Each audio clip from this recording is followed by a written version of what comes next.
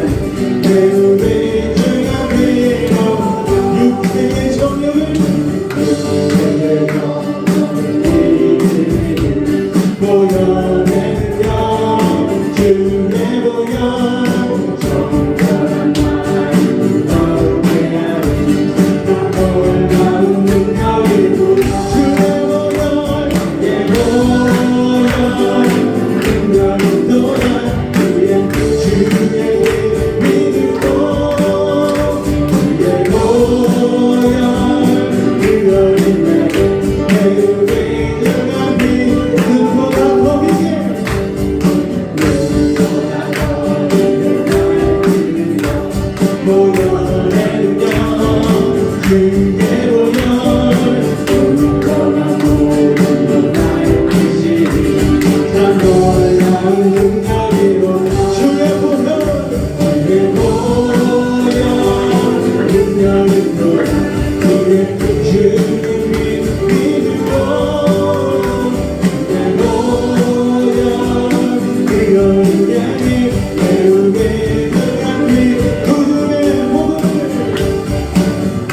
주제로 전한 제목 보혈의 능력 주의 보혈 날마다 나에게 찬송 주님 난 놀라운 능력으로 주의 보혈 주의 보혈 능력으로 주의 주님을 믿고 주의 보혈 이런 날 배우게 들어간 비 주의 보혈 능력으로 주의 보혈 능력으로 아멘 주의 믿음으로 믿고 주의 보혈 이런 날 배우게 들어간 비 죄 많은 이 세상은 내 집안입니다 죄 많은 이 세상은 내 집안입니다 내 모든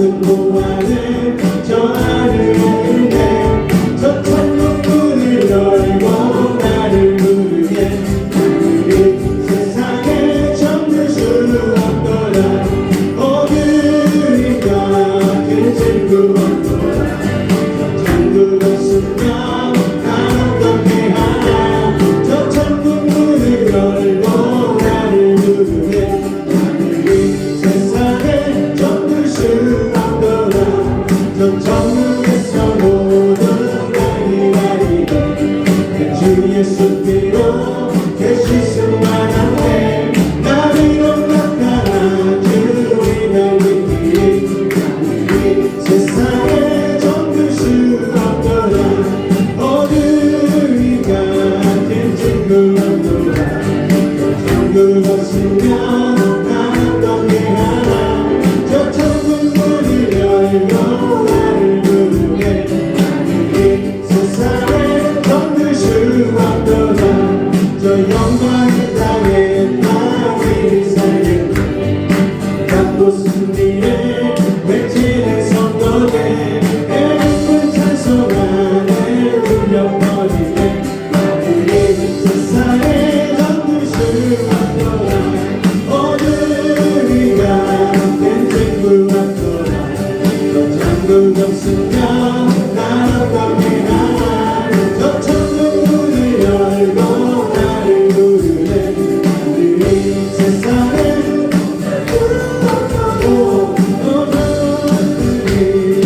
친구 없더라 저 천국 없으면 난 어떻게 하나 저 천국 문을 열고 나를 부르네 하늘이 세상에 잠들 수 없다 오 주님과 내 친구 저 천국 없으면 난 어떻게 하나 저 천국 문을 열고 나를 부르네 하늘이 세상에 우리 한번 노래합니다 오 주님 오늘과 내 친구 없더라 저 천국 없으면 난 어떻게 하나 저 천국 문을 열고 나를 부르네 하늘이 세상에 잠들 수 없더라 천국은 마치 나를 감추고 와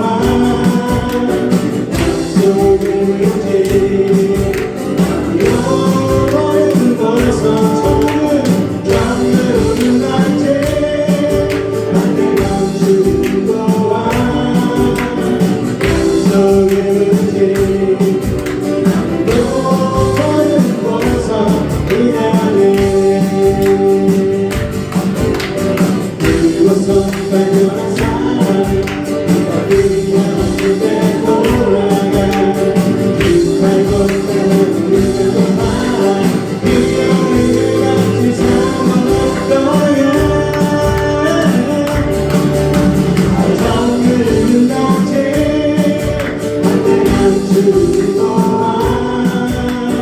약속의 모든 곳서 정들을 같이 나를 감추는 동안 약속의 모든 곳서 미안해 그 모습을 보는 사람은 그 모습 발견한 사람은 그 가운데 돌아가 깃발고 돌리는 바람 그녀의 없이 잡아갈 거야 정글 끝났지 오늘 감추는 동안 약속의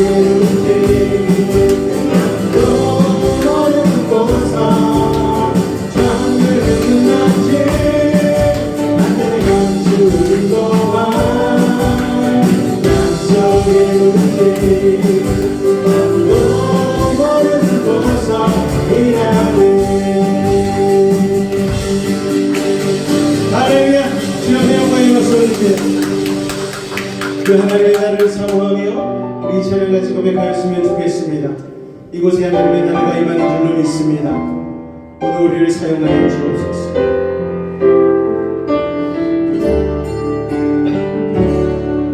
이곳에 임하신 하나님 나라 가난한 마음으로 바라보리라. 먼저 그 나라 그 뜻 구하며 나의 삶 드리리. 주님이 맡기신 하나님 나라 믿음의 눈으로 바라보리라.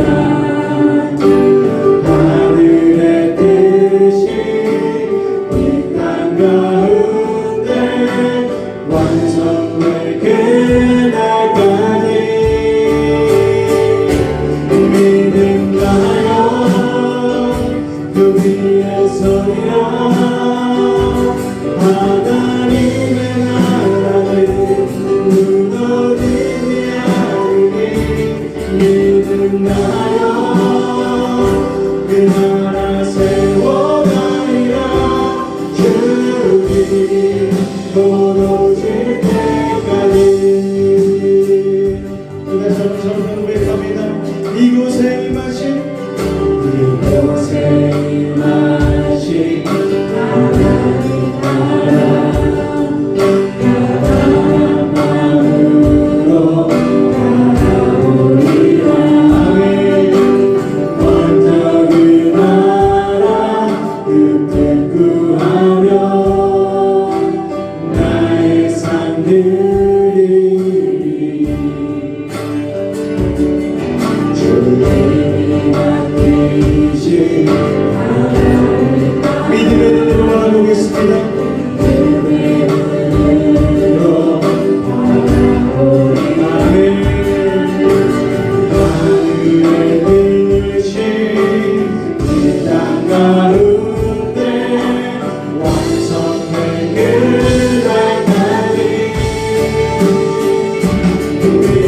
믿음나요 그 위에 서리라. 하나님의 나라를 무너지지 않으니 믿음나요 그 나라 세워가리라. 주님 도로질 믿음나요 그 위에 서리라. 하나님의 나라를 무너지지 않으니 믿음나요 그 나라 세워가리라. 주님 도로질 때까지. 우리 시간을 넘기며 나아갈 때에 주님 오늘 우리의 삶 가운데에 믿음의 나라인 하나님의 나라를 온전히 세워드리기를 원합니다. 아버지 하나님 우리 가운데에 주님 앞에 하나님 믿음으로 나아가게 하여 주시옵고 오늘로 주어지는 하나님의 은혜를 아버지 하나님 붙들게 하여 주시옵소서. 우리의 삶 가운데는 여전히 세상으로 충만할 때가 있습니다. 아버지 하나님 그럴 때마다 하나님의 나라를 아버지 믿음으로 하나님 초청함으로 세상을 몰아내고 하나님으로 충만한 우리의 삶이 되게 하여 달라고 우리 주변에 한번 간절히 부르짖고 기도하도록 하겠습니다. 주여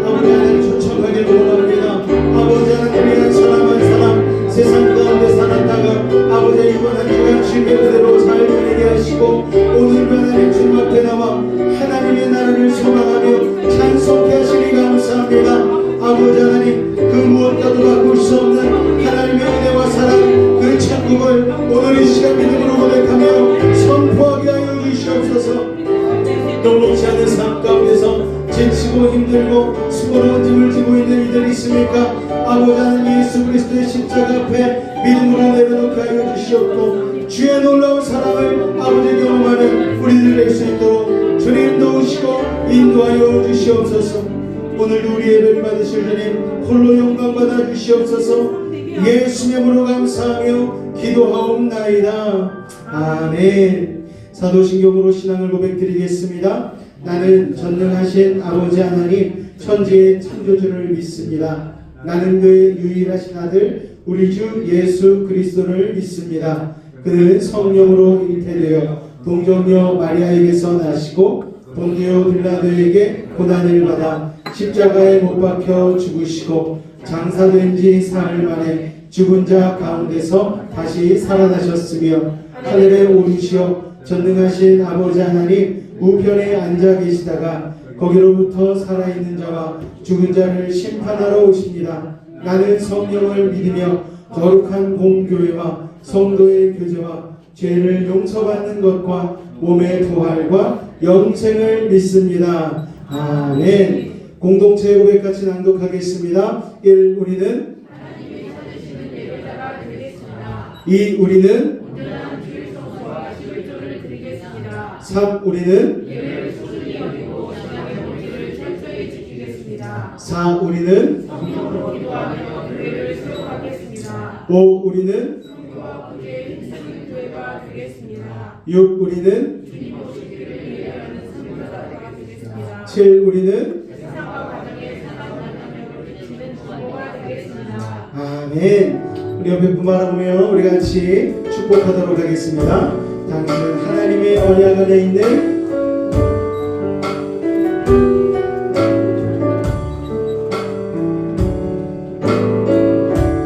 당신은 하나님의 언약 안에 있는 축복의 통로 당신을 통하여서 열방이 주께 돌아오게 되리. 한 번 더 고백합니다. 당신은 하나님의 언약 안에 있는 축복의 통로 당신을 통하여서 열방이 주께 돌아오게 되리. 우리 주보 안에 있는 교회 소식 같이 나누도록 하겠습니다. 다섯째 주일 예배로 나오신 여러분을 환영하고 축복합니다. 다음 주에는 4월달 첫째 주 성찬 예배로 드려집니다. 또 다음 주에는 우리 교회 운영회의가 있습니다. 4월달과 5월달은 2025년도 가정신방의 달입니다. 3월 말까지 가정신방 신청서를 작성해서 제출해 주시기 바랍니다. 날짜를 미리 알려주셔야지 저도 기도하며 말씀을 준비할 수가 있으니까요. 미리 작성해서 제출을 부탁드리겠습니다. 하루 3장 성경 읽기에 동참해 주시기 바랍니다. 성경 충만이 성령 충만입니다. 할렐루야. 다음 주 주일 예배 대표 기도는 우리 김영근 안수장님께서 수고해 주시겠습니다. 이 시간에 우리 찬송가 94장 주 예수보다 더 귀한 것은 없네 찬송하신 이후에 구원기 안수장님께서 대표하여 기도해 주시겠습니다.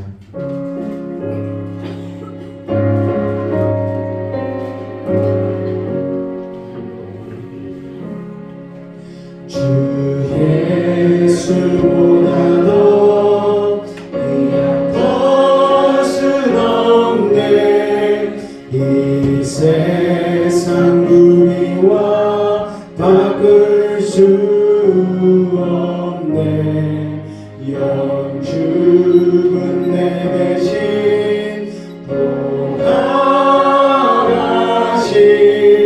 그 놀라운 사랑 잊지 못해 세상 죄도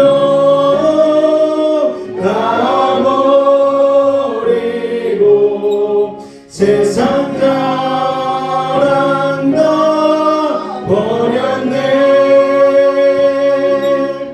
주 예수보다 더 귀한 것은 없네 예수밖에는 없네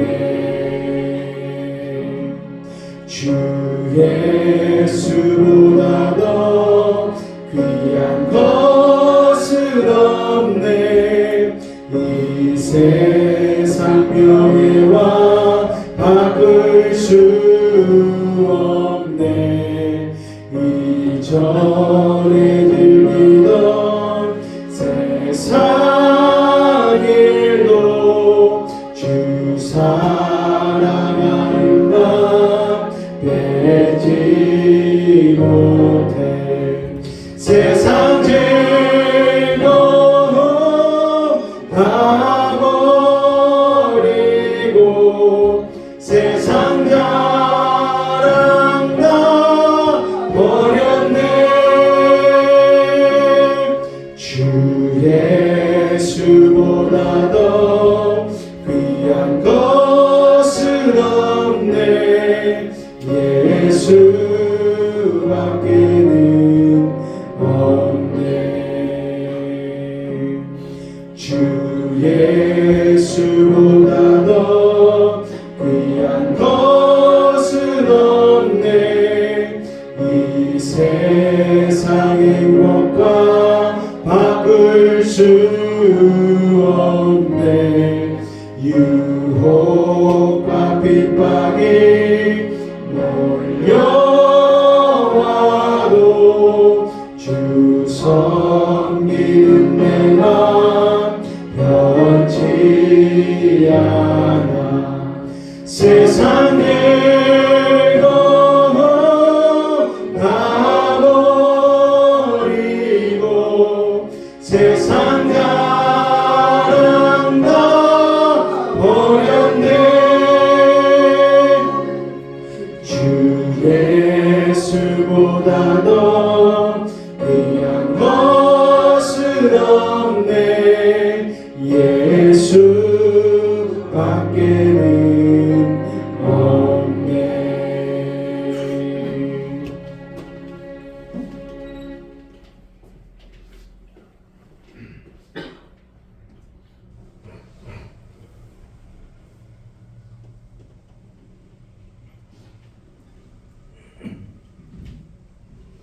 천지를 창조하시고 당신의 아들 예수 그리스도를 통하여 우리에게 구원의 은혜를 베푸시는 하나님을 찬양합니다.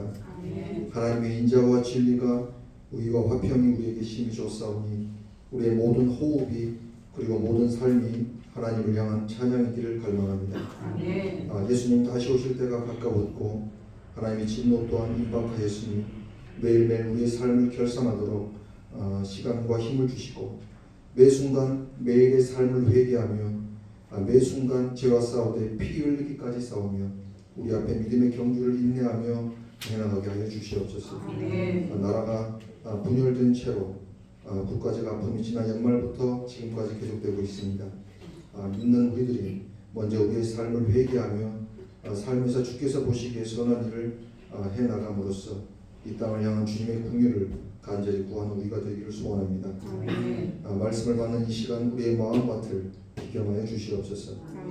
학업에서 오는 사람과의 관계에서 오는 질병의 고통에서 오는 살림살이에서 오는 여러 가지 염려에 가시는 불을 성령의 불로 태워주시고 말씀의 씨앗이 우리 마음에 떨어질 때 잘 가꾸어서 30배, 60배, 100배의 열매 맺는 시간 되게 하여 주시옵소서. 예배의 시종을 하나님께 의탁하오며 예수님의 이름으로 기도드렸습니다.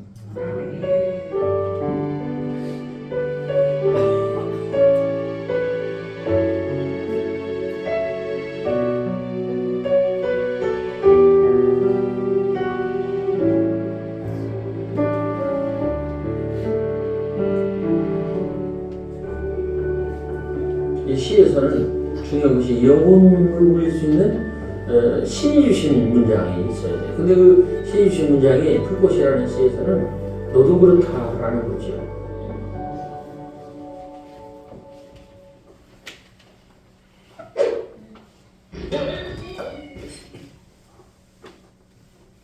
우리 집 친가는 난 지독하게 그 무속적인 집이었고 일가는 약간 불교적인 집안이었고 이런 집안 분위기에 사는 내가 이 기독교하고 접목되기는 쉽지 않았어요.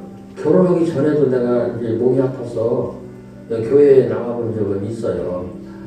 기댈 데가 없으니까 기대 보려고 나가봤죠. 우리 집사람이 기독교를 믿는 그런 집안에서 시집을 왔는데 우리 집이 그런 집안이라서 굉장히 힘들었어요. 그래서 이제 살림 나가가지고 살 때부터 이제 교회를 다니고 나는 그냥 교회를 다니는 걸 인정해주는 사람이었고 근데 이제 내가 예수님을 인정할 수밖에 없는 것은 그야말로 더 기댈 데가 없을 때 79년도에 중병을 했어요. 중환자실에서 6개월 동안 이렇게 버티면서 그때 동암교회 어디 있던 목사님이 서울로 경기도로 가셨는데 그분 오셔서 부모님 오신가를 그분에게 다시 듣고 그리고 집사람한테 다시 성경을 펼쳐놓고 맹세를 하죠. 나는 이런 걸 안겠다 하는 그 서약 우리 집사람이 묻고 내가 대답하고 그렇게 했어요. 하나님의 은혜가 나한테 많이 내려졌다고 생각합니다. 그 뒤부터는 내가 의심을 도마했는데 의심을 풀고 이분한테 내가 영혼을 맡겨야 되겠다 그렇게 생각해서 그리부터는 내가 의심하지 않습니다. 나는 이것도 믿지 않을 것 같은데 내가 이렇게 얘기하면 2007년 3월 1일에 새벽에 쓰개가 100% 터져가지고 이 장기하고 이 목강 사이로 쓸개물이 들어가서 이 내장을 다 녹였어요. 의사가 절대로 못 산다. 3일 있다 죽을 테니까 무지하게 장만해라. 그래서 무지하게 장만하고 장례비에 결성하고 뭐 송사, 송시 뭐 이런 거 다 준비를 했어요. 심지어는 문구위원까지 내 시체 들고 가는 문구위원까지 마련하고 계획 잡고 했는데 내가 안 죽었어요. 3일 만에 죽었다는데 6일 걸려도 안 죽는 거예요. 나중에 그 집사람에게 얘기하면 밖에서는 다 준비를 했는데 정작 죽을 사람이 준비가 안 된 거예요. 밖에 사람들이 놀랬죠. 그래서 지금 우리 문단이나 나라는 사람들은 그 나태주가 살아있는 것 자체가 기적이다. 기적이라는 건 뭡니까? 있을 수 없는 일이 일어나는 것을 기적이라고 해요. 그렇죠? 세계가 100% 터지면 100% 죽는 건데 안 죽어서 이게 기적이죠. 10만 명분에 한 명꼴로 내가 살아났다니까. 심지어는 나산병원에 나중에 두 번째로 갔는데 의사가 나를 세계의학보서에 내겠다고 해서 나한테 동의를 받아갔어요. 의사도 노래는 거예요. 죽는데 사는 거예요. 나보고 아무보다도 빠져나가기 어렵다 그랬거든요. 승계가 완전히 터졌죠. 간이 상했죠. 특히 이제 문제 같은 것은 췌장이 상했어요. 장기인데 그 췌장이 4분의 3이 망가졌어요. 내 몸 상태가 폐혈증 직전으로 몇 달 끌었어요. 근데 폐혈증까지 안 간 거예요. 이제 그럴 때 나를 지켜주신 분이 이제 있다. 도저히 믿을 수 없는 일이 일어난 거예요. 죽을 수밖에 없는데 안 죽는 일이 일어난 거예요. 그게 이제 기적이라고 생각하고 결과는 퇴원을 했고 14년 넘게 살아있고 그 뒤로 문학적으로도 내가 그렇게 크게 인정을 받았던 사람이 아닌데 그런 일이 있은 뒤부터 사람들이 내 작품에 대해서 주의를 하고 작품을 읽어주고 놀랍게도 옛날에 쓴 작품까지도 다 꺼내서 읽어주죠. 책이 154권인가 그래요. 한 권에 이 정도가 그런 일이 있은 이후로 2007년 이후에 나온 책이에요. 그 전에 낸 책보다 그 이후에 낸 책이 더 많다. 그리고 뭐 책이 팔리는 것은 뭐 확실하죠. 그 전에 낸 책은 안 팔렸고 그 이후로 나온 책들이 팔렸다. 오늘날에 나가 있게 된 것은 그런 기적 같은 그런 이후에 정말로 믿을 수 없는 그런 일들이 일어난다. 그런 말씀을 드리고 싶어요. 안 믿을 것 같은데? 나태주 시인의 시는 고속도로 화장실 가면 많이 변기 앞에 이렇게 붙어 있습니다. 그런데 이런 시를 과연 누가 썼을까 너무 궁금한데 마침 이 들어볼까의 간증자로 나오셔가지고 이렇게 간증을 하는 모습을 보면서 정말 사람의 마음을 열리게 하고 누군가를 따뜻하게 하는 시는 정말 하나님으로부터 나올 수밖에 없구나. 아까 얘기하시기를 시이 주신 문장이 있어야지만 시가 완성이 된다라고 얘기를 하는데 하나님이 우리에게 말씀하시듯 오늘도 우리에게 오늘 이 귀한 말씀을 통하여서 여러분이 레마의 말씀으로 감격과 감동받으실 수 있기를 주님의 이름으로 축원을 드립니다. 오늘 나누실 하나님의 말씀은 마태복음 13장 10절로 17절까지의 말씀과 44절에서 46절까지의 말씀 이렇게 보도록 하겠습니다. 먼저 마태복음 13장 10절로 17절까지의 말씀인데요. 우리 다 같이 한 목소리로 합독하도록 하겠습니다. 시작. 제자들이 예수께 나와 이르되 어찌하여 그들에게 비유로 말씀하시나이까? 대답하여 이르시되 천국의 비밀을 아는 것이 너희에게는 허락되었으나 그들에게는 아니 되었나니 무릇 있는 자는 받아 넉넉하게 되되 없는 자는 그 있는 것도 빼앗기리라. 그러므로 내가 그들에게 비유로 말하는 것은 그들이 보아도 보지 못하며 들어도 듣지 못하며 깨닫지 못함이니라. 이사야의 예언이 그들에게 이루어졌으니 일렀으되 너희가 듣기는 들어도 깨닫지 못할 것이요 보기는 보아도 알지 못하리라. 이 백성들의 마음이 완악하여져서 그 귀는 듣기에 둔하고 눈은 감았으니 이는 눈으로 보고 귀로 듣고 마음으로 깨달아 돌이켜 내게 고침을 받을까 두려워함이라 하였느니라. 그러나 너희 눈은 봄으로 너희 귀는 들음으로 복이 있도다. 내가 진실로 너희에게 이르노니 많은 선지자와 의인이 너희가 보는 것들을 보고자 하여도 보지 못하였고 너희가 듣는 것들을 듣고자 하여도 듣지 못하였느니라. 아멘. 우리 44절로 46절까지의 말씀도 읽겠습니다. 시작. 천국은 마치 밭에 감추인 보화와 같으니 사람이 이를 발견한 후 숨겨두고 기뻐하며 돌아가서 자기의 소유를 다 팔아 그 밭을 샀느니라. 또 천국은 마치 좋은 진주를 구하는 장사와 같으니 급히 값진 진주 하나를 발견하며 가서 자기의 소유를 다 팔아 그 진주를 사느니라. 아멘. 모든 것을 팔아 진주를 사라 라는 제목으로 말씀의 은혜를 나누길 원합니다. 자, 오늘부터 우리는 이 성경에 나오는 예수님의 비유 시리즈의 설교를 시작하려고 합니다. 우리가 어렸을 때에 이솝 우화를 많이 읽으셨을 거예요. 다들 아마 이 이솝 우화를 많이 접해보셨을 겁니다. 이솝 우화는 주로 동물들이 주인공이죠. 그래서 그들의 행동 속에 인생의 중요한 교훈들을 담아서 어린이들에게 쉽게 가르쳐주는 그런 스토리입니다. 예를 들면 개미와 배짱이 아시죠? 어떻게 해야 된다? 부지런해야 된다라는 거예요. 남들 일할 때 혼자 배짱이처럼 놀고 있으면 안 된다. 또 양치기 소년과 늑대 이야기를 통해서 평소에 거짓말을 많이 하면 정말 중요한 순간에는 아무도 나를 믿어주지 않는다. 뭐 이런 인생의 교훈에 대해서 우리에게 알려주고 있지 않습니까? 예수님의 비유도 흡사해요.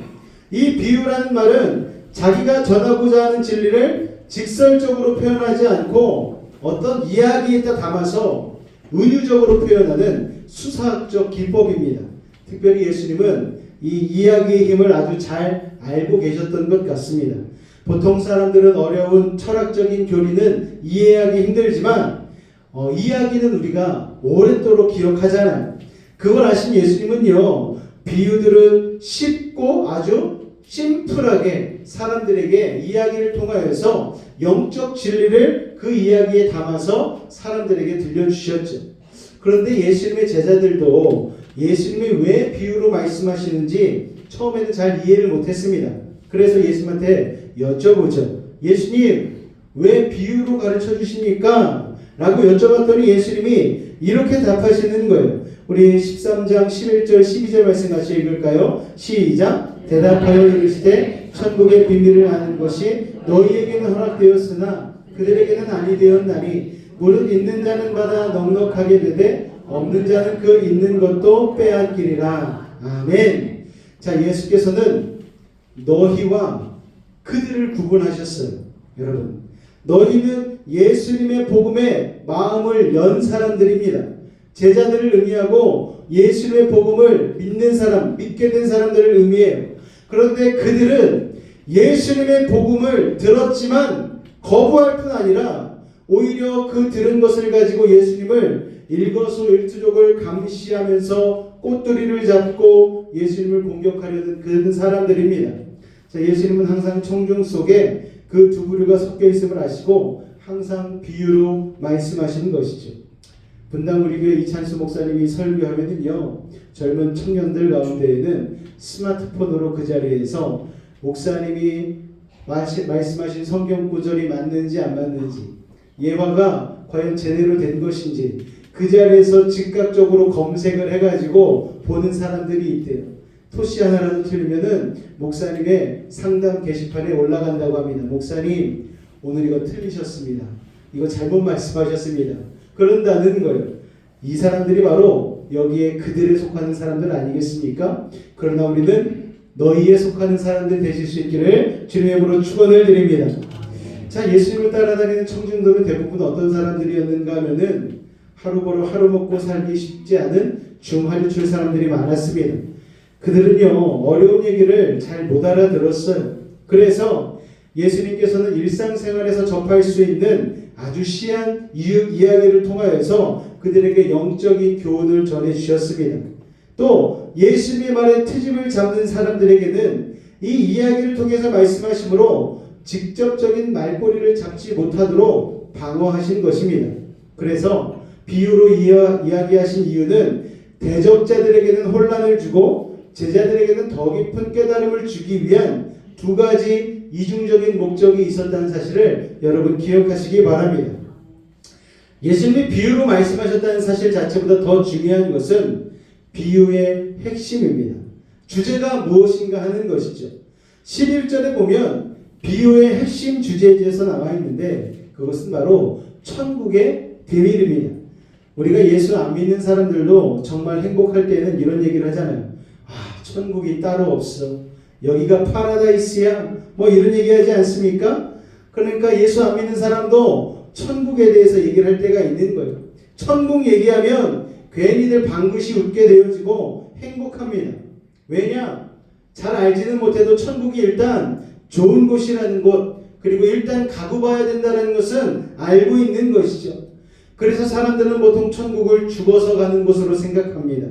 착한 일 하면, 그리고 좋은 일 하면, 선한 일 하면 천국을 가고, 나쁜 일 하면 지옥 가기에 착하게 살아야 된다는 생각은 다들 가지고 있지. 이게 보통 사람들의 내세관 아니겠습니까? 그래서 천국을 가기 위해서 꼭 예수 믿어야 된다는 정도로 생각을 하는 것이죠. 물론 천국은요, 우리가 죽고 나서 가는 예수 그리스도를 믿는 사람들, 그런 하나님의 자녀들이 가는 축복의 장소인 게 분명합니다. 그러나 예수님은 단지 그런 미래의 천국만 말씀하지 않으셨어요. 천국이란 무엇인가 하면은 하나님이 통치하는 자리가 바로 천국인 것이죠. 하나님이 다스리시는 나라를 가리켜 우리는 하나님의 나라, 킹덤 오브 갓, 천국이라고 부르죠. 누가 다스리는가에 따라서 나라의 운명이 바뀌지 않습니까? 그림같이 아름다운 땅도 독재자가 다스리면 정말 살기 힘든 곳이 되어버리는 것이죠. 그러나 척박한 땅도 선한 지도자가 다스리면 거기에는 은혜가 임하는 것입니다. 쉽게 설명드리자면, 비유로 말씀드리자면, 그 집의 아빠가 어떤 사람이냐에 따라서 집안의 분위기가 좌우됩니다. 엄마랑 딸들이랑 왁자지껄 재미있게 오늘 하루 종일 즐거운 이야기를 막 나누고 있는데, 아빠가 퇴근해서 돌아오자마자 집안 분위기가 갑자기 싸해지면서 어두워질 때가 있는 거예요. 아빠가 인상을 팍팍 쓰면서 내가 오늘 직장 가서 일하면서 너무 힘들었다고 그러면서 본인의 지옥을 집안까지 끌고 들어오는 거예요. 여러분, 그러니까 리더가 누구냐, 다스리는 자가 누구냐, 가장이 누구냐에 따라서 그 가정의 분위기가 결정이 되는 것입니다. 마찬가지로 나라도 마찬가지고 어떤 공동체도 마찬가지고 그 리더가 어떤 마인드를 가지고 있느냐, 좋은 사람인가 나쁜 사람인가에 따라서 그 분위기가 달라진다는 것입니다. 할렐루야. 우리 교회는 하나님께서 저를 믿음의 리더로 세워주셨는데 분위기가 어떠신 것 같아요? 예, 말씀하기 참 곤란하시죠. 예. 그런데 저는 기도하고 소원하기로는 우리 교회 성도님들이 여수에서, 대한민국에서 가장 행복한 신앙생활하는 분이 되셨으면 좋겠다라는 생각을 하고 있습니다. 할렐루야. 이를 위해서 여러분 같이 기도해 주시기 바랍니다. 원래 인간의 역사는요, 에덴 동산이 뭘로 시작했어요? 하나님이 통치하시는 천국으로 인간의 역사가 시작했습니다. 하나님께서는 에덴 동산을 통해서 이 땅의 천국이 어떤 것인지를 보여주셨죠. 하나님의 통치가 완벽한 곳이었기 때문에 에덴 동산은 부족함이 없었고 안전했습니다. 지금은 서울대공원에 가면은 호랑이가 뛰어넘지 못하도록 전기로 펜스가 이렇게 쫙 쳐져 있지만 에덴 동산에는요, 그러지 않았다는 거예요. 쫙 들판이 펴져 있으면은 호랑이, 사자, 코끼리, 독사 어울려서 함께 뒹굴면서 행복감과 평안함과 안전함 가운데 살아갔다는 것이죠. 어린아이가 독사굴에 손을 넣어도 독사가 물을 생각을 안 해요. 물을 필요가 없는 거예요. 바로 그것이 천국이라는 것입니다. 그런데 인간이 하나님의 통치를 거부하고 불순종하면서부터 그 완벽한 통치가 사라져버리고 말았어. 천국이 사라져버리고 말았습니다. 그게 죄 때문이죠, 여러분. 인간이 죄를 짓고 에덴 동산에서 쫓겨났습니다. 그때부터 인간은 천국을 잃어버렸고 악한 마귀가 권세 잡은 세상에서 살게 되었죠. 그래서 세상은 항상 마귀를 닮아서 불안해요. 뭔가 결핍이 많습니다. 끝없이 의심하고 싸우는 거예요. 그래서 사람들은 세상 사는 게 지옥이다라고 이야기를 합니다. 그런데 그 지옥 같은 세상을 다들 열심히 살아요. 왜냐? 죽음이 두렵기 때문이죠. 더 정확하게 말한다면 죽고 난 이유가 불안하기 때문입니다. 천국에 대한 확신이 없기 때문에 그런 것이죠. 그래서 예수 그리스도께서 죽음의 공포로 평생을 살아갈 수밖에 없는 우리에게 구원을, 은혜를, 평강을 주시기 위해서 이 땅에 오신 거예요. 우리 주님을 통해서, 우리 주님을 믿음으로 우리는 천국으로 가는 유일한 열쇠를 받게 되었습니다. 이제 우리가 언제 죽든지 영광스러운 천국으로 갈 수 있는 길을 열어놓으셨죠. 하지만 천국이 죽어서만 가는 것은 아닙니다. 예수님을 믿는 그 순간 우리는 이 땅에 살지만 주님의 통치 아래로 들어가게 되는 것이죠. 그래서 천국이 우리 마음속에 있다라고 믿게 되어지는 것입니다. 예수님을 믿는 순간 우리는 영적으로 이중국적자가 되는 거예요. 두 발은 이 땅에 딛고 살지만 두 눈은 하나님의 나라를 소망하며 사는 이중국적자가 되는 것이죠. 하나님 나라의 시민으로 살아가는 것입니다. 그래서 하나님께서는 우리가 이 땅을 밟고 살면서도 항상 천국을 생각하기를 원하시는 거예요. 이 땅을 살지만 하늘나라의 법, 천국의 질서대로 살기를 연습하기를 원하시는 것입니다. 그 연습하는 연습센터가, 트레이닝 센터가 바로 교회라는 것을 여러분 기억하시기 바랍니다. 다 똑같아 보이지만 이 땅에서 천국의 법칙대로 살아가는 사람들은 어떻게 다른가를 세상에 너네가 보여줘. 이게 바로 교회의 메시지인 것이죠. 그래서 우리가 이 땅의 삶을 사느라고 너무 바빠서, 혹은 이 땅에 사는 게 너무 힘들어서, 아니면 이 땅이 너무 즐거워서 천국에 대해서 심각하게 생각하지 않을 때가 많지 않습니까? 그런데 예수님께서 말씀해 주시는 거예요. 그러면 안 돼! 라고 얘기하시는 것이죠. 너희들이 천국 지향의 삶을 살아야 된다 말씀하시는 것입니다. 이 땅의 삶에서 천국을 생각하고 천국의 원칙대로 살아라. 그래야 이 세상이 전부인 줄 아는 세상, 사람들이 우리들을 보고 하나님에 대한 목마름이 생길 것이기 때문입니다. 할렐루야. 그래서 이 비유를 통해서 천국의 원리를 이해해야만 우리는 교회가 어떻게 운영되고 하나님의 사람들은 어떻게 살아야 되는지를 알 수가 있는 것입니다. 자, 이제 오늘 주어진 첫 번째 비유를 한번 살펴보기를 원하는데요. 우리 44절 말씀 같이 한번 읽어볼까요? 시작! 천국은 마치 밭에 감추인 보화와 같으니 사람이 이를 발견하면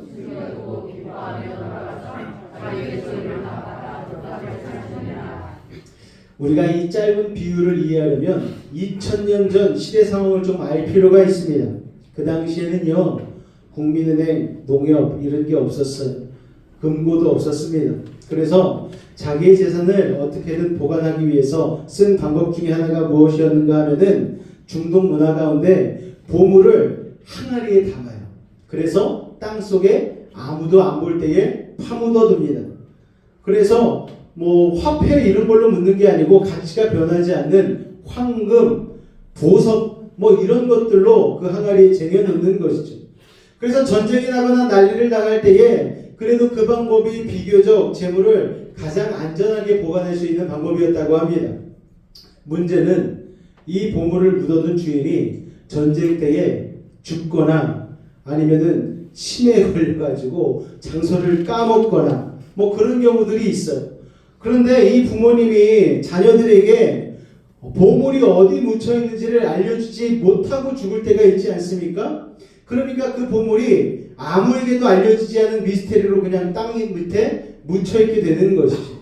이런 일들이 종종 있었기 때문에 수백 년이 지나서 땅 주인이 몇 번 바뀌고 나면은 사람들이 이 보물의 존재도 모르게 되어지는 것이죠. 그런데 어느 날 농사를 짓던 농부가 밭을 갈다 보니 곡괭이에 쨍 하고 뭔가 부딪히는 거예요.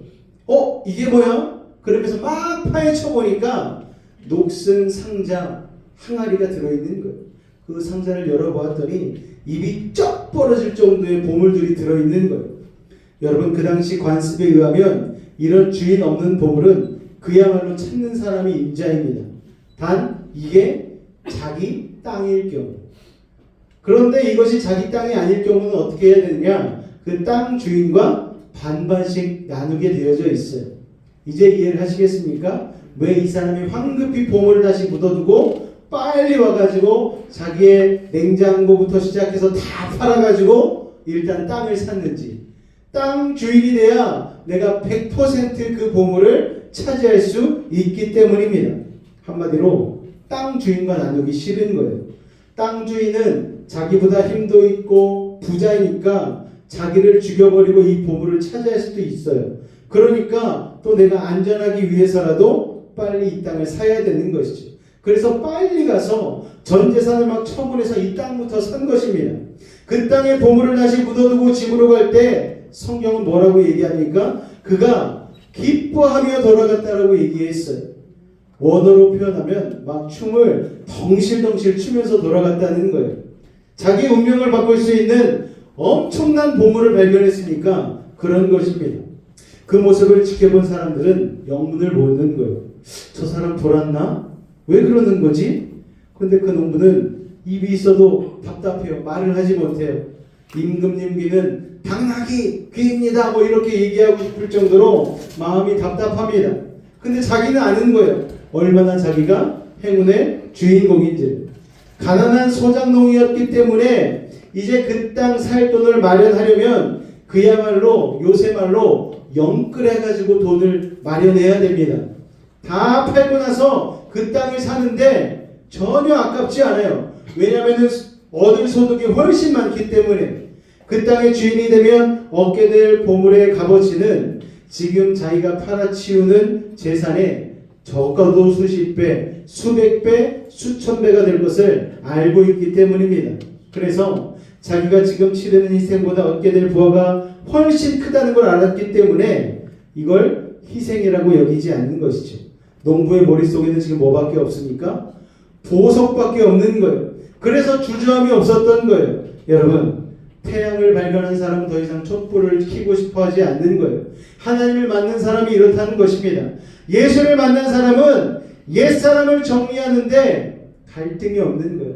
예수님이 얼마나 보배로운 분인지 그 은혜의 충격이 너무 커서 예수님을 사랑하기 위해서 옛사람을 버리는데 갈등이 전혀 없는 것입니다. 그러니까 우리가 가진 소유를 팔았다는 쪽에만 집중하면 아깝다는 생각이 들 텐데, 그걸 팔아서 뭘 얻었는가를 생각하면 이건 아까운 게 아닌 거예요. 희생이 아닌 겁니다. 자, 우리가 보잘것없는 이 땅의 것들을 포기하고 영원한 하나님의 나라를 얻었다는 것은 바로 그런 것이죠. 그러므로 여러분, 주님을 위해서 뭘 하면서 내가 희생했다라고 말하지 마시기 바랍니다. 여러분이 무엇을 선물로 받았는지를 생각하셔야 돼요. 주님이 주신 그 구원을, 그 은혜를, 그 천국을 생각하면 여러분이 이 땅에서 하나님 앞에 드리는 시간, 재능, 그 어떤 것도 희생이 아닌 것이죠. 보물의 가치를 아는 사람은 포기하는데 갈등이 없는 것입니다. 희생하면서 희생이라고 생각하지 않는 거예요. 원래 선택하는 건 포기하는 것입니다. 농부가 보물을 갖기 위해서 자기의 소유를 다 포기해버렸듯이 포기하지 않고는 선택이 없는 것이죠. 그리고 포기하는 자에게는 자유가 옵니다. 여러분, 결혼은 한 여자를 선택하기 위하여서 인류의 반인 35억의 여자를 포기하는 거예요. 그렇지 않습니까? 그리고 그때부터 자유가 오는 것이죠. 어떤 남자분이 예수를 믿고 나서 술, 담배를 끊었어요. 그랬더니 친구들이 막 탄식을 합니다. 야, 너 술, 담배 안 하고 무슨 재미로 살려고 그래? 식사 후에 식후 때 이게 얼마나 좋아? 그랬더니 그 남자 성도가 말하기 이렇게 얘기하는 거예요. 나는 술, 담배 같은 거하고는 비교할 수 없는 하나님의 기쁨을 선물로 받았어. 너희들은 이해하지 못하겠지. 그러면서 조금도 위축되지 않았어요. 아이고, 내 위스키 아까워라, 내 담배 아까워라, 이러지 않았다라는 거예요. 여러분, 만약에 여러분이 세상의 기쁨이 더 좋은데 정말 아까운 마음으로, 희생하는 마음으로, 아쉬운 마음으로, 또 손해보는 마음으로 하나님을 믿어드리고 있다면 이거는 잘못된 것이죠. 진짜 보물을 발견한 사람은요, 포기하는 데 있어서 주저함이 없는 것입니다. 오늘 이 아침 예배를 드리기 위하여서 우리는 단잠을 포기하지 않았습니까? 그런데 그건 희생한 것이 아니죠. 더 좋은 것을 얻기 위하여 주님 앞에 나온 것입니다. 할렐루야. 그래서 여러분이 이 좋은 봄날에 이 자리에서 예배하는 줄로 믿으시기 바랍니다. 자신이 발견한 보물의 가치를 알았다는 점에서는 두 번째 비유의 상인과 아주 흡사합니다. 이 두 번째 진주 상인은요, 한술 더 뜨는 사람이에요. 45절과 46절 말씀 같이 읽을까요? 시작! 또 천국은 마치 좋은 진주를 구하는 장사와 같으니 급히 값진 진주 하나를 발견하매 가서 자기의 소유를 다 팔아 그 진주를 사느니라. 자, 여기다가 조금 첨부 설명을 드리자면 그 당시의 진주는 요새 진주와는 전혀 가치가 달랐습니다. 요즘은 뭐 양식 진주도 많은데 그 당시에는 그런 게 없었어요. 그 당시에는 진주는 돈으로 값을 매길 수 없는 보석 중의 보석으로 평가가 되었습니다. 왕 아니면 한 나라를 지배하고 다스리는 자들만 이것을 소유할 수 있을 정도로 굉장히 값진 보석이 바로 이 진주였습니다. 그런데 이 장사꾼은 진주 장사니까 뭐를 전문적으로 다루는 사람이에요? 진주를 전문적으로 다루는 사람입니다. 그러니까 그 진주를 사기 위해서는 아마 어느 정도 재산이 있지 않았을까 생각이 되어집니다.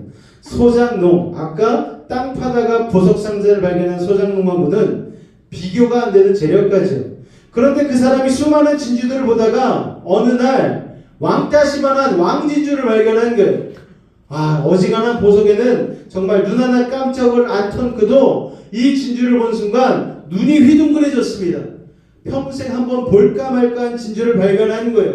그러니까 그는 조금도 망설임이 없이 돌아갔습니다. 그 후에 재산이 얼마나 많았겠습니까?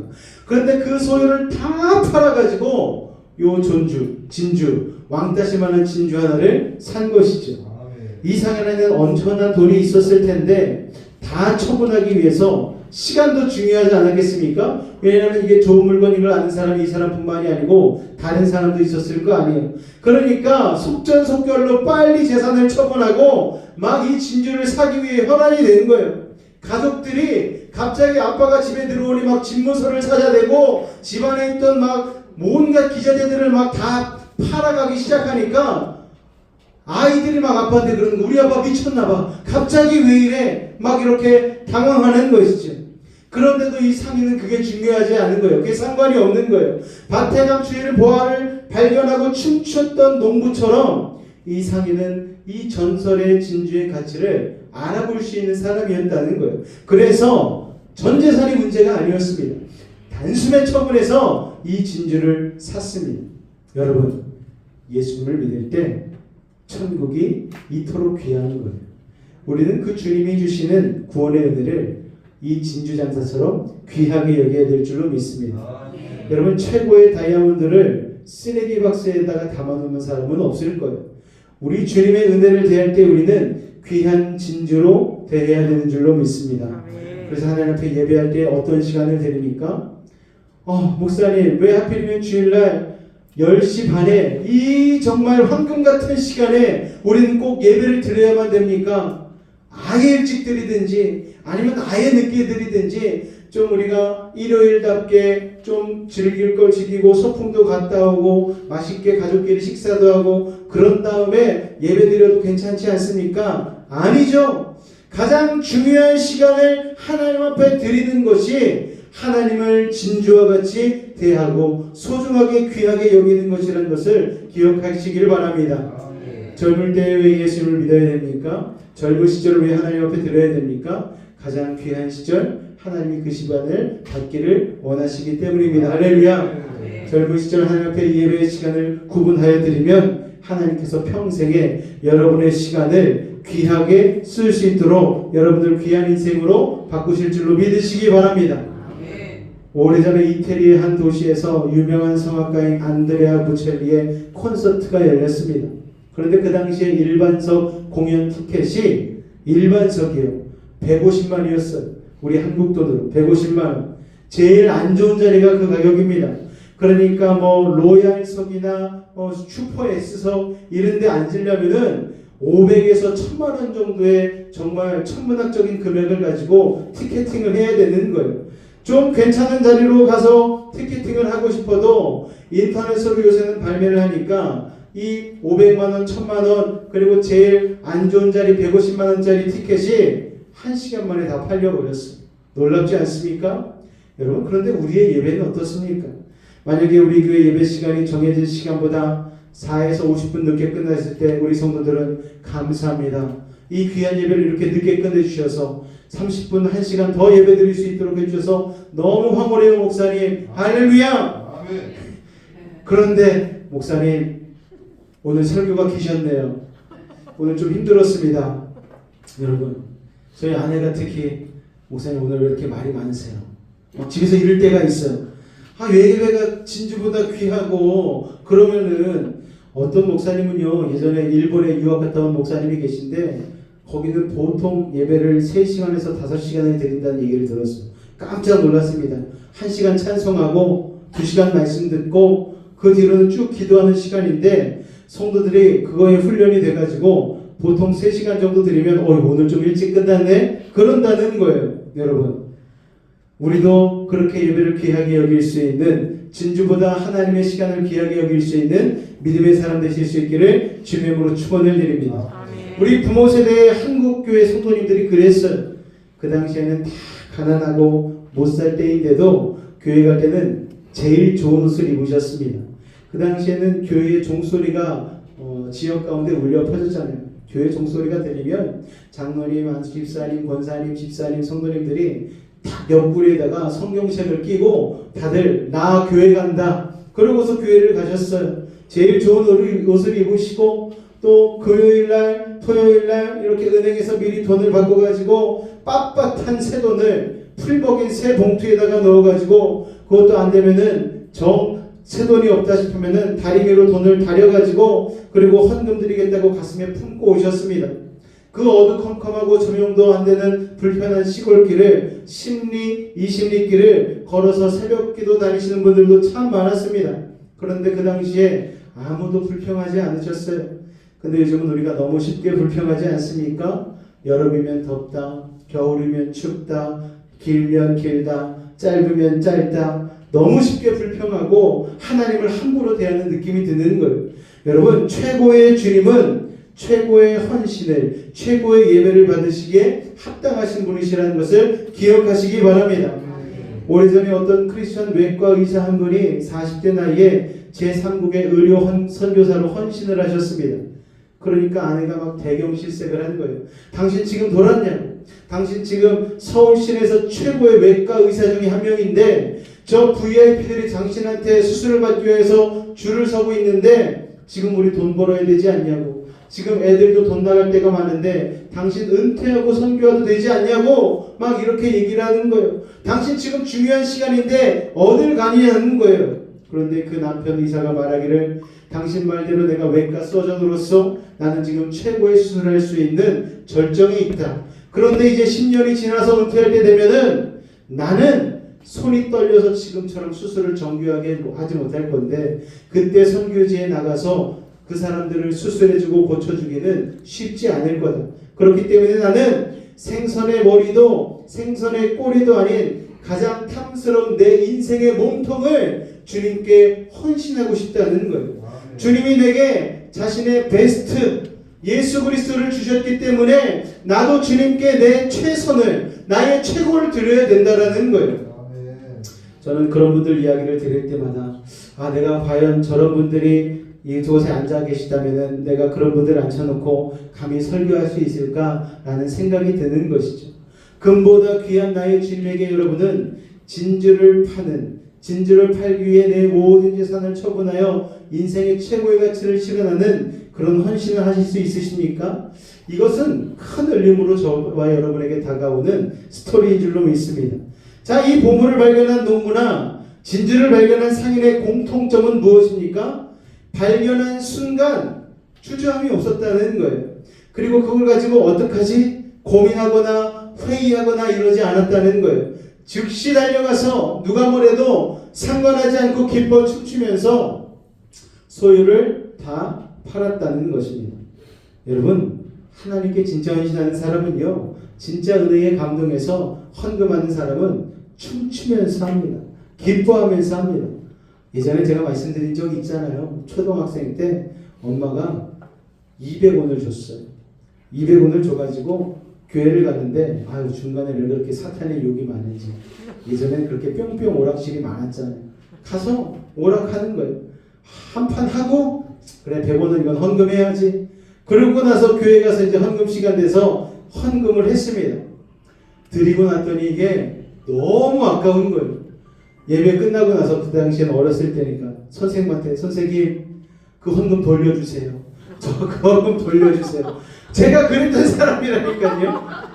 근데 결국 그 선생님도 참 대단하신 분이신 게 안 돌려주시더라고요. 그래서 울면서 집에 왔습니다.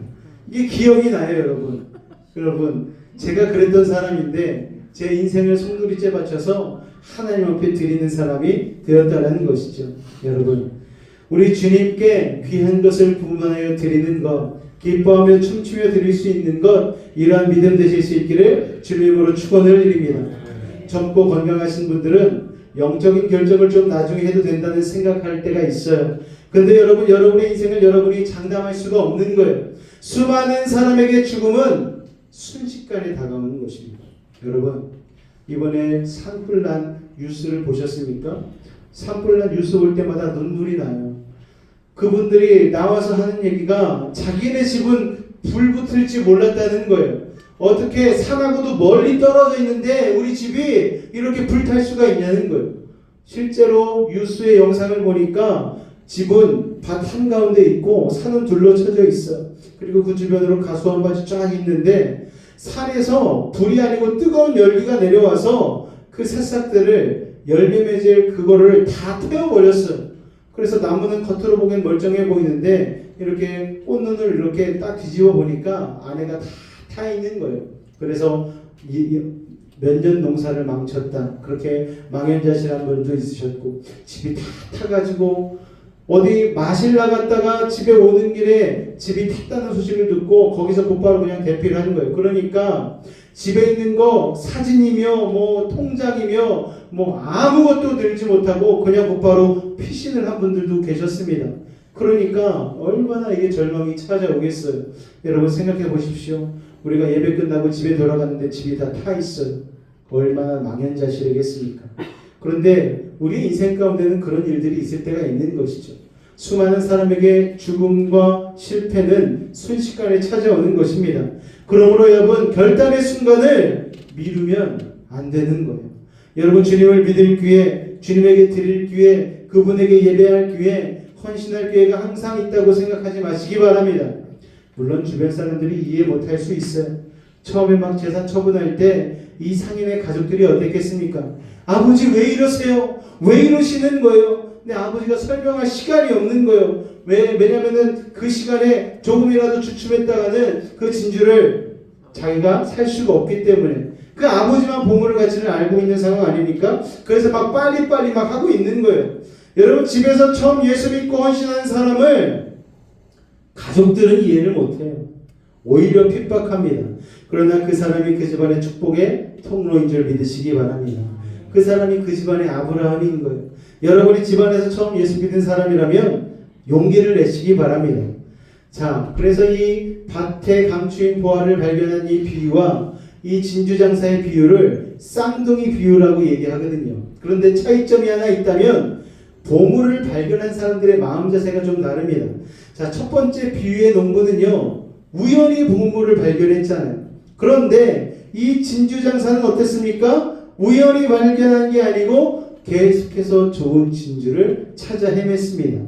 자, 첫 번째 농부는 이 보물을 발견하려고 탐구하듯이 밭을 간 게 아니에요. 그냥 먹고 살기 위해서 농사 지으려고 그날 아침에도 가족들을 먹여 살려야 되기 때문에 가난한 소작농으로서 곡괭이질을 한 것이죠. 가장으로서 농사 짓다가 우연히 보물을 발견한 것입니다. 자, 성경에도 보면 이런 식으로 기대 안 하고 있다가 따분한 하루의 일상 속에서 우연하게 예수님을 만나게 된 사람들이 있어요. 요한복음 4장에 나오는 우물가의 여인, 수가성 여인이 그렇습니다. 5번 이혼했습니다. 그래서 이 여인은 가는 곳마다 천대를 받았어요. 사람들이 수군거렸어요. 불쌍한 인생이었습니다. 그래서 사람들의 눈을 피해서 해가 쨍쨍 내리치는 정오에 우물가에 물을 길러온 여인이었어요. 그런데 거기서 예수님을 우연히 만나게 된 것입니다. 자, 그런데 그녀는 우연히 만난 것인데 예수님은 계획하고 오신 거죠. 내가 수가성에 가서 5번이나 이혼한 여인, 그 여인을 구원으로 인도해야 되겠다. 계획하시고 그 우물가를 찾아가신 것입니다. 자, 그녀에게는 하나님의 은혜가 사건처럼 임하는 것이죠. 보면 자기가 이렇게 노력한 것도 아닌데 이렇게 사건처럼 예수님을 만나는 분들이 있어요. 어떤 분은 옆 친구가 전도제를 받았는데 그 친구가 이게 뭐야 하고 버리고 갔어요. 그런데 그 버린 전도지에 갑자기 호기심이 생겨가지고 집어서 읽다가 예수님을 믿은 분들도 있습니다. 누가 계획한 것도 아니고 사건처럼 걸린 건데 우연처럼 걸린 건데 이게 우연이 아닌 거예요. 여러분 그렇게 예수님을 믿은 분들 우연이 아닙니다. 여러분은 우연일 수 있지만 우연을 가장한 은혜인 줄로 믿으시기 바랍니다. 자, 이와는 대조적으로 두 번째 비유에 나오는 좋은 진주를 발견한 상인은 의도가 다분하죠. 최고의 진주를 찾겠다는 거예요.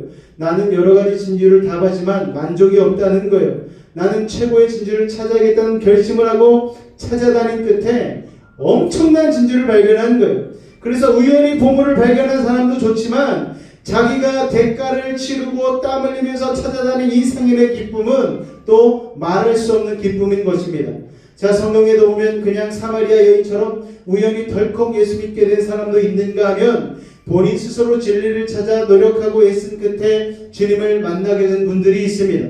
그런데 이분들의 감격은 또 이루 헤아릴 수가 없어요. 자, 여러분 어떤 분인가 하면은 동방박사 세 사람이 바로 그런 케이스입니다. 성경에는요 그들이 동방에서 왔다고 되어 있지만 그게 지금의 이란입니다. 팔레스타인까지 약 1000km 정도의 거리가 된다고 해요. 서울에서 부산보다 약 2배의 거리입니다. 그런데 그 먼 거리를 낙하를 타고 오는데 그 당시 사막의 폭풍과 도처에서 출몰하는 강도와 도둑으로 인해서 그 장거리를 여행하는 여행자들의 3분의 1은 보통 사라지거나 죽었어요. 그래서 많은 여행자들이 장거리를 떠날 때에는 보통 유서를 써놓고 떠났다고 합니다. 그 정도인데 또 이 동방박사들은 일반 시민이 아니고 그 나라의 최상류층이었습니다. 돈도 명예도 있는 사람들이 왜 직접 목숨을 걸고 그 베들레헴까지 갔겠어요? 태어나신 아기 예수가 자기들의 인생을 걸어도 아깝지 않은 분임을 알았기 때문이죠. 그래서 은혜를 받기 위해서 대가를 치르고 온 그분들에게는 하나님의 예비하신 특별한 은혜가 임한 것입니다. 할렐루야. 이 동방박사의 열정은 이미 예수 믿고 있는 우리들도 본받아야 될 최고의 주님을 대가를 치르고 최고로 대우해야 될 우리에게도 경종을 울리는 이야기가 아닌가 생각이 되어지는 것입니다. 여러분, 한국에 많은 선교사를 파송했던 미국 교회가 요즘 왜 이렇게 쇠약해졌습니까? 그 이유 중에 하나가 1970년대부터 시작된 소비자 마인드가 교회로 흘러들었기 때문입니다. 자, 소비자 마인드가 뭔가 하면은요, 경제적으로 윤택해진 미국의 크리스천들이 가장 좋은 주일학교 시설과 좋은 찬양팀과 주차시설과 뛰어난 설교를 가진 교회들을 찾아다니는 교회 쇼핑 문화가 생겼다는 거예요. 주일날 내가 헌금 내는 걸 마치 돈 내고 공연 관람하듯이 1시간 반 동안 나를 만족시키는 교회를 찾아다니는 것입니다. 그뿐이 아닙니다. 6, 70년대부터 미국의 컬러 TV를 통하여서 대형 교회 예배들이 생중계되기 시작했어요. 처음에는 그 예배들이 중계된 취지가 무엇이었냐면은 주일날 병원에 있거나 장애 때문에 오지 못하는 분들을 위하여서 시작된 거였습니다. 그런데 그게 일반적인 성도들이 교회에 왔다 갔다 하기 귀찮으니까 소파에 누워서 예배를 해치워버리는 사람들이 일어나기 시작한 것이죠. 그거를 10년, 20년 하기 시작하면서부터 급속도로 미국 교회가 흔들리기 시작했습니다. 코로나 우리가 전국을 지나면서 우리 한국교회가 이런 위기에 직면하지 않았었습니까? 2년 반 동안의 그 코로나 긴 시간 동안에 많은 사람들이 대면 예배를 그치고 비대면 예배를 드렸습니다. 근데 집에서 예배 드려도 이게 드릴만 하거든요. 괜찮은 것 같거든요. 그러니까 굳이 사람 부딪히지 않고 굳이 힘들게 애쓰지 않고 집에서 TV만 틀면 스마트폰만 열면 예배를 드릴 수가 있으니까 그 예배에 익숙해져 버린 것이죠. 여러분, 그래서 예배를 정말 나와서 드리지 못하는, 현장에 와서 드리지 못하는 분들은 이게 은혜가 되었는데, 기존에 교회 다니는 분들이 비대면으로 돌아서 버리니까 그분들의 예배가 죽고 마른 것입니다. 여러분, 코로나가 끝난 지 벌써 몇 년이 지났고 그랬는데도 아직까지 교회 현장으로 나오지 못한 분들이 참 많으신 거죠. 여러분, 그러나 온라인 예배는요, 다시 한번 말씀드리는데 예배가 아닙니다. 현장에 나오셔야 돼요. 코로나 때문에 어쩔 수 없이 비대면으로 예배드려야 될 상황에서 그것을 선택한 것뿐이지, 우리는 공동체로 모여서 이곳에 나와서 찬송하고 말씀 듣고 예배하는 그것이 바로 필요한 것이죠. 여러분, 자기의 편리함으로 예배하는 게 익숙해지면 안 되는 거예요. 대가를 치르기 싫어하면 안 되는 것입니다. 또 이런 케이스도 있습니다. 이제 우리 애가 고등학교 들어가는데 아이가 피곤하니까 목사님 청소년부 예배 시간을 좀 오후로 옮겨주십시오. 학원 시간을 좀 피해서 드릴 수 있도록 예배를 청소년 예배도 2번, 3번 열어주시면 시간에 맞춰서 가겠습니다. 라고 해달라는 거예요. 여러분, 우리 주님을 함부로 대하지 마시기 바랍니다. 은혜를 당연히 여기지 마시기 바라요. 하나님이 우리를 위해 존재하시는 게 아니라 우리가 하나님을 위해 존재하는 사실을 기억하시기 바랍니다. 예배는 우리를 위한 공연이 아니에요. 하나님께 드리기 위한 헌신입니다. 우리 하나님은 이미 우리를 위해서 최고의 선물을 주셨잖아요. 하나뿐인 독생자 예수 그리스도, 그 아들의 생명을 주시지 않으셨습니까? 그런데 우리가 하나님께 쓰다 남은 시간을 드린다고요? 여러분, 우리 하나님이 그렇게 함부로 대해도 되는 분이 아니십니다. 사지 멀쩡한 사람이 왜 집에서 예배 드립니까? 왜 소파에 앉아서 팝콘 먹으면서 예배를 드려요? 여러분, 우리 아이들 고등학생 되었으니까 학원 시간에 예배를 맞춰야 되는 그런 하나님입니까? 아니에요. 여러분, 오늘 한국교회의 모습이 우리 주님 앞에 너무 죄송스러운 거예요. 우리 주님은 그런 대접받으실 분이 아니십니다. 그것은 마치 편히 왕국에 앉아서 아기 예수에 대한 소식을 들으려고 했던 헤롯과 종교 지도자들과 같은 모습이라는 거예요. 동방 박사들은 1000km를 목숨을 걸고 여행을 했습니다.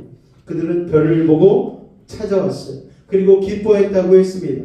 그리고 그들의 그 헌신은 예수님의 마음을 감동시켜서 지금도 모든 복음서에 다 기록되고 있지 않습니까? 크리스마스 때마다 우리에게 경종을 울리고 있죠. 주님한테는 그렇게 해야 된다라는 거예요.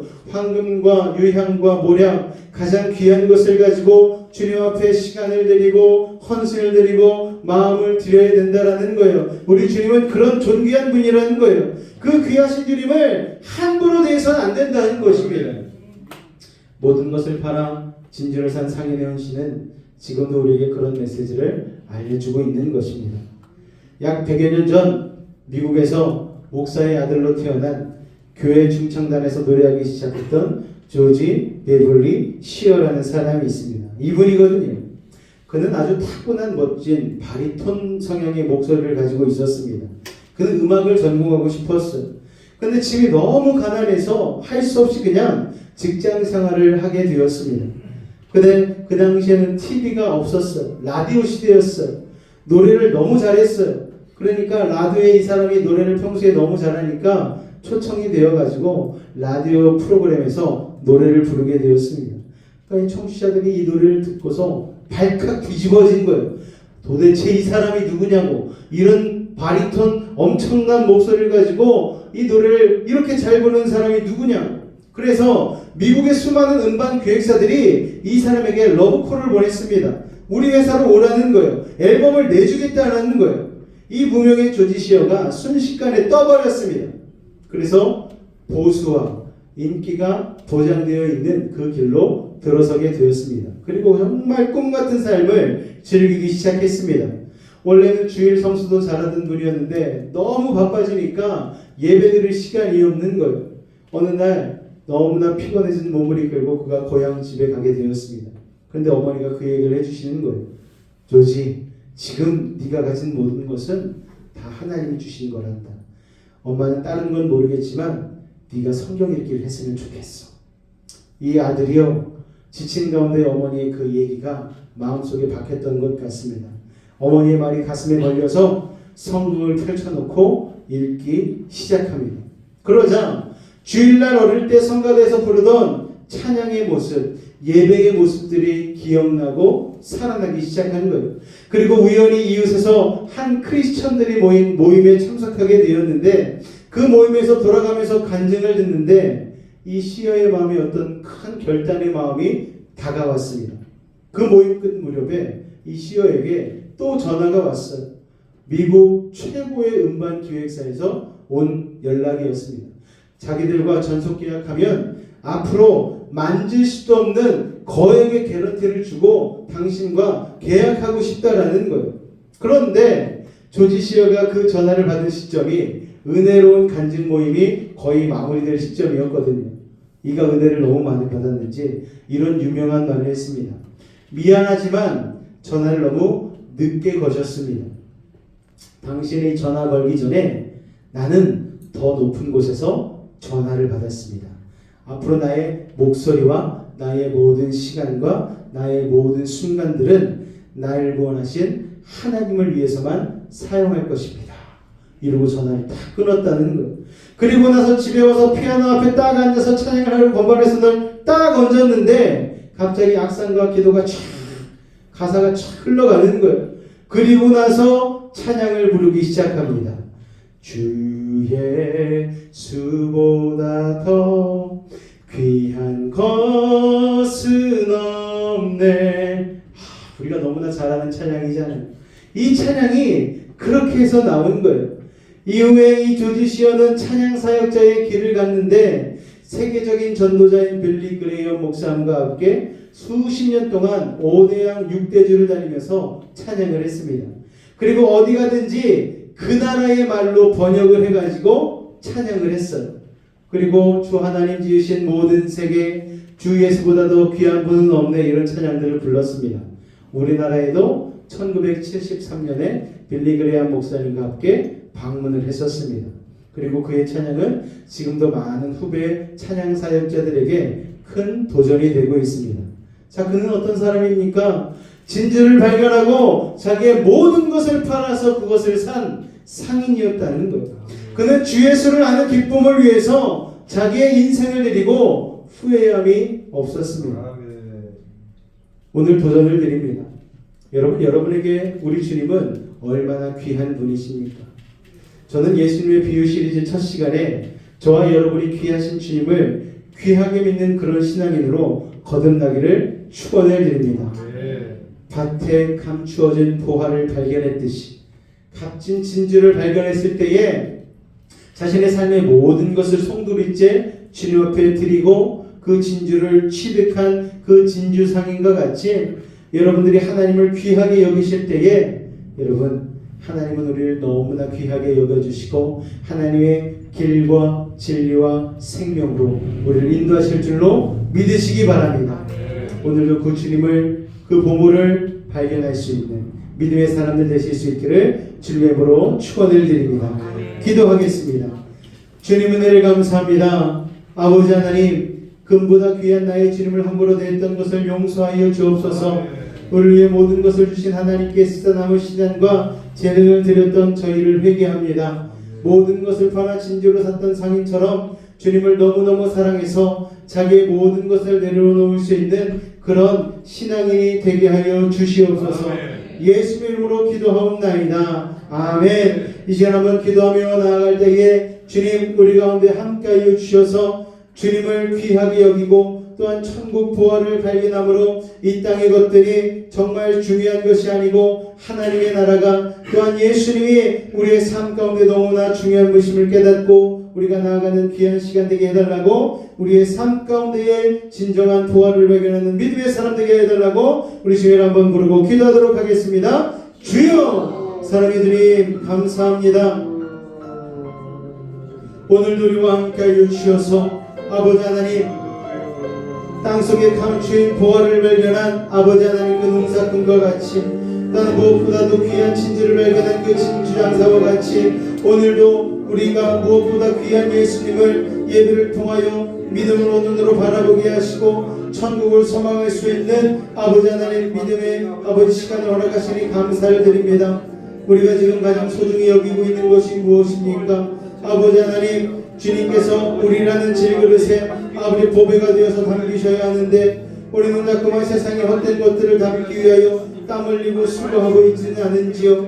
헛된 것들이 담기면 그것이 우리의 영을 어지럽게 하고 아버지 우리의 삶을 나락으로 떨어지게 만들며 결국은 실패와 좌절과 아버지 하나님 지옥으로 가게 만드는 것을 아버지 깨닫습니다. 그러나 하나님 우리의 이 질그릇에 온전히 예수 그리스도는 보배를 담게 되어지면 아버지 하나님 우리는 세상에 비교할 수 없는 놀라운 가치의 사람으로 살 수 있게 되는 줄로 믿습니다. 천국을 소망하게 하여 주시옵소서. 하나님 나라를 바라보게 하여 주시옵소서. 예수님을 붙잡게 하여 주시옵소서. 동방박사는 1000km 안에 되는 그 거리를 아버지 하나님 예수님을 위한 보물을 가지고 아버지 베들레헴까지 하나님 약탈을 타고 걸어왔습니다. 아버지 하나님 그들의 수고 헌신 그들의 땀 흘린 그 열정 아버지 우리도 담게 하여 주시옵소서. 우리가 드려진 예배가 얼마나 소중하게 주님 앞에 드려집니까? 하나님을 사랑하는 마음으로 드리는 것이 아니고 우리가 때때로는 홈쇼핑하듯이 아버지 그렇게 예배를 취사 선택하고 아버지 하나님 그렇게 드리고 있지는 않은지요. 그저 좋은 교훈의 말씀 듣고 오늘은 좋은 말씀 들었다 이 정도로 끝나는 것은 아니지요. 아버지 하나님 오늘 우리가 드리는 이 예배는 우리의 믿음의 선조들이 피가 흘려 순교자의 정신으로 아버지 세워진 예배임을 기억합니다. 예수님의 2000년 전 이 땅 가운데 십자가에 달리심으로 말미암아 우리에게 이렇게 자유롭게 예배를 드릴 수 있는 믿음의 시간을 허락하여 주셨는데 우리가 그것을 깨닫지 못하고 함부로 주님을 대하고 있지는 않은지요. 주님 용서하여 주시옵소서. 아버지 하나님 토요일부터 시작하여서 예배를 위해서 우리가 청소를 하고 귀한 주님을 맞이하기 위하여 마음을 아버지 정돈하고 주님 앞에 예배하며 나아가는데 이것에 그렇게 같이 동참하지 못하고 아버지 그저 1시간 왔다 1시간 때우고 가는 그런 식의 예배를 드렸다면 다시 한번 우리가 이 예배의 가치를 회복하게 도와주시고 아버지 나의 모습 나의 모든 소유들과 주님 앞에 다시 한번 헌신하며 나아갈 수 있는 진주장사와 같은 그런 아버지 감추인 보화를 발견했던 농사꾼과 같은 그런 참된 헌신과 아버지 우리 가운데 있게 하여 주시옵소서. 주께서 오늘 우리와 함께 하시니 감사합니다. 우리 한 사람 한 사람 가운데 놀랍게 하여 주시옵소서. 주님 감사합니다. 주님 감사합니다. 주님 감사합니다. 우리 한 번 더 기도하기 원하는 것은 우리 사랑하는 지체들 위해서 기도하기를 원합니다. 유아라 성도의 가정을 위하여서 아버지 태의 씨를 위하여서 열매가 맺어지길 원합니다. 귀한 가정들 자손들의 복을 허락하여 달라고 기도하여 주시고 우리 고3 예원이를 위하여서 또 아프신 분들을 위하여서 우리 시간 주님을 한번 간절히 부르짖고 기도하도록 하겠습니다. 주여 사랑해 주님 감사합니다. 오늘도 이 주일 주님 앞에 나와 우리의 삶을 내려놓습니다. 우리는 가장 귀한 몸으리신 예수님을 오늘 마음에 담고 이 시간 믿음으로 기도하며 나아갑니다. 우리의 삶에 우리가 어찌할 수 없는 수많은 문제와 근심과 질병과 아픔들 아버지 하나님 이 시간 주님 앞에 내려놓사오니 주님께서 십자가에 보이는 능력으로 아버지 모든 저주는 떠나가게 하여 주시옵소서. 우리 사랑하는 유아라 성도의 가정 가운데에 예수의 복음으로 가득 차게 도와주시고 성령의 충만함으로 역사하여 주시옵소서. 질병 아픔 모든 공중은 떠나갈지어다. 불안 염려 의심 걱정 물러갈지어다. 하나님께서 가정 가운데에 주인 되어 주셔서 아버지 하나님의 놀라운 평안과 기쁨을 허락하여 주시옵고 주님 구원받은 기쁨으로 말미암아 날마다 주님의 찬송이 입술 가운데 머물 수 있는 아버지 하나님 다윗과 같은 믿음의 사람 될 수 있도록 주님 축복하여 주시옵소서. 아버지 하나님 여러가지 하나님 육신의 연약함으로 인하여서 오늘도 주님께 기도하고 있는 지체들도 있습니다. 아버지 모든 암병은 떠나가게 도와주시옵고 귀신 감기는 물러가게 하여 주시옵고 육신의 연약함은 아버지 사라지게 하여 주시옵소서. 특별히 하나님 우리 믿음의 다음 세대 특별히 하나님 고3 예원이를 내어 기도하며 나아갑니다. 예원이 가운데에 예배가 회복되게 하여 주시옵고 하나님의 지혜로 말미암아 이 어려운 고3의 시절들을 믿음의 인내로 잘 이겨낼 수 있도록 주님 도우시고 인도하여 주시옵소서. 고등학교에 입학한 아버지 하나님 우리 지체들 또한 아버지 하나님 중학교 생활 가운데 학업에 전념하고 있는 우리 아이들 하나님 지혜를 도와주시옵고 주시옵고 같은 시간 투자할지라도 오늘 하나님의 귀한 시간과 헌신을 드렸사오니 그 아이들 가운데 하나님의 지혜와 하늘의 은혜를 허락하여 주시어서 아버지 세상 가운데서도 머리 되고 꼬리 되지 아니하게 도와주시고 하나님의 리더로 승리하며 살아가는 하나님의 자녀들 되게 하여 주시옵소서. 먼 곳에 나가서 아버지 하나님 또한 일하고 있는 우리 청년들도 있습니다. 서울에서 일하고 있는 우리 예나에게도 함께하여 주시옵소서.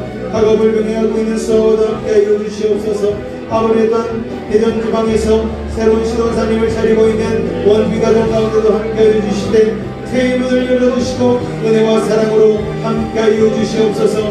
희재와 희진이 가정 가운데에 아버지 하나님 믿음의 아버지 귀한 자손들을 허락하여 주시옵고 그런 말미암아 함께 예배하는 예배자의 가정 될 수 있도록 주님 은혜를 더하여 주시옵소서. 소현자매와 이원영제의 삶 가운데도 아버지 하나님 예배를 회복하게 도와주시옵고 오늘 주님 앞에 예배하며 나아갈 때에 그 마음의 소원과 기도의 제목도 이루어지는 놀라운 역사를 경험케 하여 주시옵소서. 오늘도 하는 예배 가운데 나와 기도한 우리들의 모두를 위로 응답하시는 줄로 믿습니다.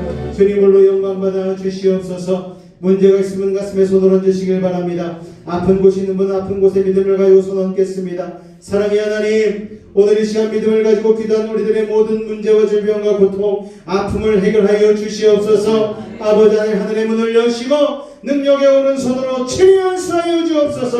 나사렛 예수님으로 명하노니 악하고 사악한 모든 문제는 떠나갈지어다. 저절과 어둠은 물러가게 하시고 고통과 괴로움 사라지게 하시고 시련과 아픔은 떠나가게 하여 주시옵소서.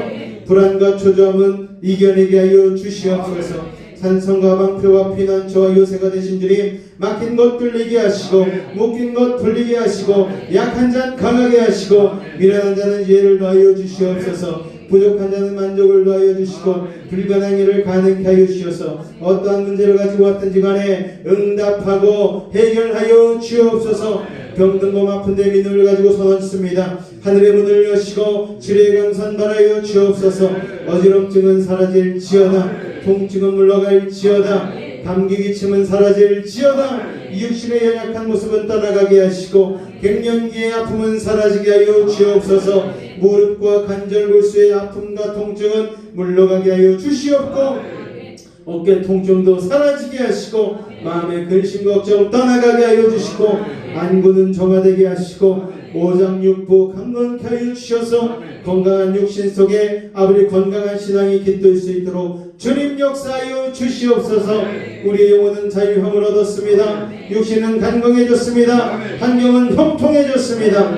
주님 땀 흘리고 수고한 아버지 귀한 소득의 열매들을 오늘도 주님 앞에 구분하여 드린 손길 기억하여 주시옵고, 드린 것은 가운데에 천국이 펼쳐지는 놀라운 역사를 경험케 도와주시옵소서. 이삭과 같이 100배의 축복을 거둬들이되 아브라함같이 복의 근원되어 많은 이들에게 복을 나누며 살아갈 수 있는 복의 근원 될 수 있도록 주님 축복하여 주시옵소서. 교회에서 드려지는 귀한 예물을 통하여 하나님의 나라 확장되게 하시고 예수의 복음 전해지게 하여 주시고 수많은 곳에 선교와 아버지 구제의 역사가 일어날 수 있도록 주님 도우시고 인도하여 주시옵소서.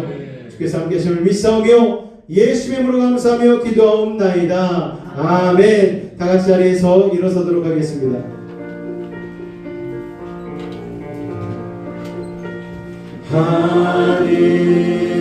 하늘에 계신 아버지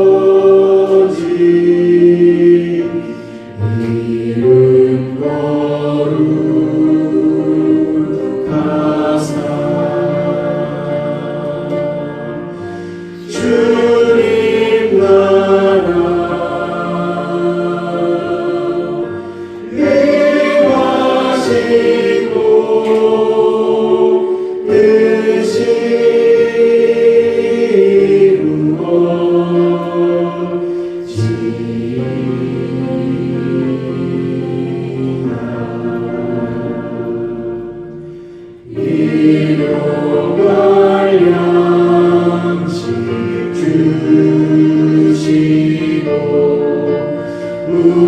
우리들의 큰 죄 다 용서하시고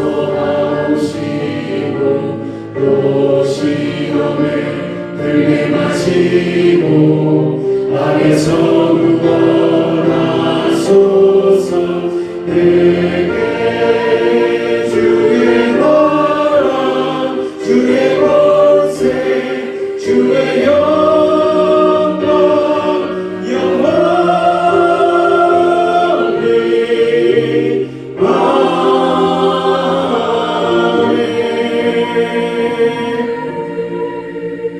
지금 우리 주 예수 그리스도의 은혜와 하나님 아버지의 놀라우신 사랑하심과 성령님의 내주 충만 교통 감화 감동케 하는 역사가 오늘 이 자리에 진주장사와 같이 부활을 발견한 그 농부와 같이 나의 가장 귀한 것을 드려 주님 앞에 나아가기로 결단한 우리 사랑하는 매직 가족들의 가정과 직장과 삶의 모든 영역 가운데에 함께 하시기를 간절히 축원하옵나이다.